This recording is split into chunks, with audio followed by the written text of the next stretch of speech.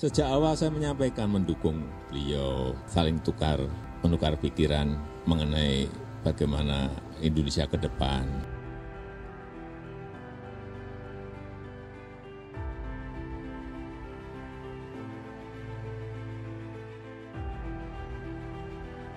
Salah satu yang menjadi pelajaran politik kita ya, bahwa fatsun politik itu harus kita pegang erat. Saya diundang masuk ke Gerindra, saya bergabung besar dan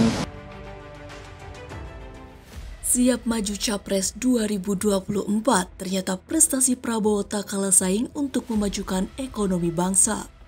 Menteri Pariwisata dan Ekonomi Kreatif Sandiaga Uno blak-blakan bicara mengenai hubungan dengan Partai Gerindra dan PPP. Ia juga turut menyinggung ajaran Prabowo Subianto selama dirinya menjadi kader Gerindra. Ini setelah santer dikabarkan Sandiaga Uno akan membela dari Gerindra ke PPP. Bahkan tidak sedikit yang menduga bahwa hubungan Sandi dan Gerindra sudah retak sehingga berniat pindah partai. sangat baik, sangat harmonis, sinergis. Saya juga terus berhubungan sama teman-teman pimpinan Gerindra, dan ya pernyataan Pak Dasko itu mungkin sebagai tanggapan dari beberapa kali saya diundang oleh Partai Persatuan Pembangunan yang kebetulan kami juga dekat bermitra. Tapi sampai saat ini saya masih menjadi anggota Gerindra, kader yang saya berharap tentunya ini yang salah satu yang menjadi pelajaran politik kita ya, bahwa fatsun politik itu harus kita pegang erat. Saya diundang masuk ke Gerindra, saya bergabung besar dan namun isu itu dibantah oleh Sandi. Politikus Gerindra itu mengungkapkan hubungannya dengan partai berlogo burung Garuda tersebut sangat harmonis dan baik-baik saja. Ia bahkan masih menjalin komunikasi yang mesra dengan pimpinan Gerindra. Secara khusus, Sandi juga mengungkapkan hubungan baiknya dengan Ketua Umum Partai Gerindra Prabowo Subianto. Ia mengungkap bagaimana Prabowo selalu memberikan arahan dan membantu dirinya membesarkan namanya. Karena saya sudah mendengar kabar dari teman-teman fraksi P3 bahwa Pak Sandi itu sebentar lagi sudah resmi menjadi anggota P3. Nah, sehingga kalau sudah jadi anggota P3, ya tentunya kan itu kewenangan dari partai P3 untuk mencalonkan atau tidak mencalonkan, kan sudah kalau memang sudah resmi di P3 kan nggak ada. Hal ini tentu juga dapat menguatkan nama Prabowo sebagai Capres 2024, lantaran karena kinerjanya sebagai Menteri Pertahanan. Menurutnya, faktor lainnya adalah tentang statement Prabowo Subianto yang sudah menyatakan diri untuk siap bertarung kembali dalam Pilpres 2024. Sejak awal saya menyampaikan mendukung beliau, saling menukar pikiran mengenai bagaimana Indonesia ke depan.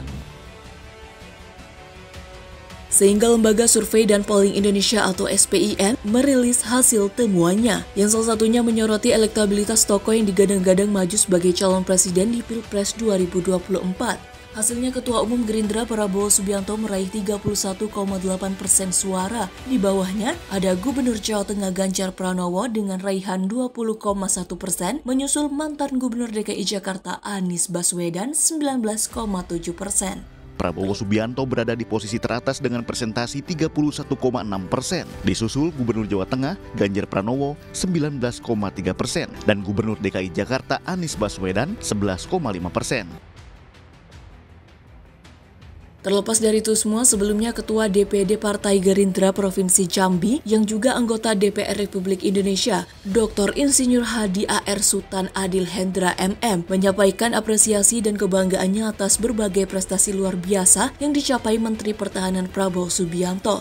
Menurut legislator yang dikenal sebagai Bapak Beasiswa Jambi ini, selama menjabat sebagai Menteri Pertahanan, Prabowo Subianto telah banyak melakukan terobosan untuk membangun kedaulatan bangsa di bidang pertahanan. Untuk itu, SAH menegaskan tokoh dengan kapasitas mumpuni seperti Prabowo Subianto paling ideal menjadi Presiden 2024.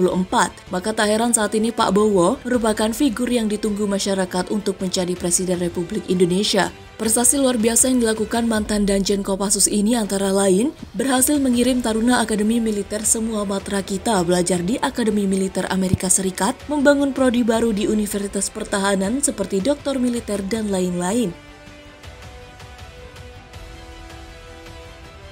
Mengharapkan saya untuk menerima pencalonan sebagai Presiden Republik Indonesia tahun 2024.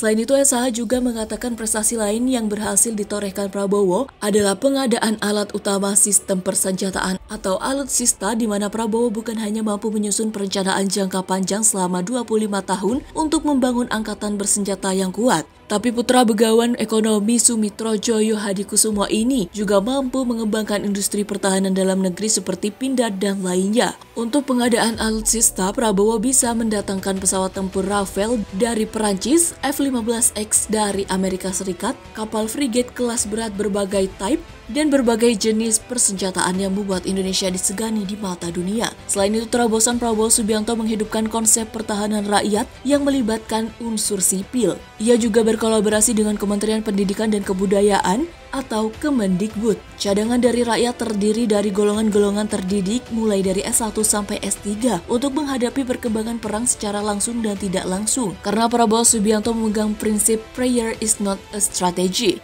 menjadi kunci memimpin Kementerian Pertahanan. Investasi di bidang pertahanan tak hanya bergantung pada harapan, melainkan sistem yang dibangun sesuai perkembangan teknologi.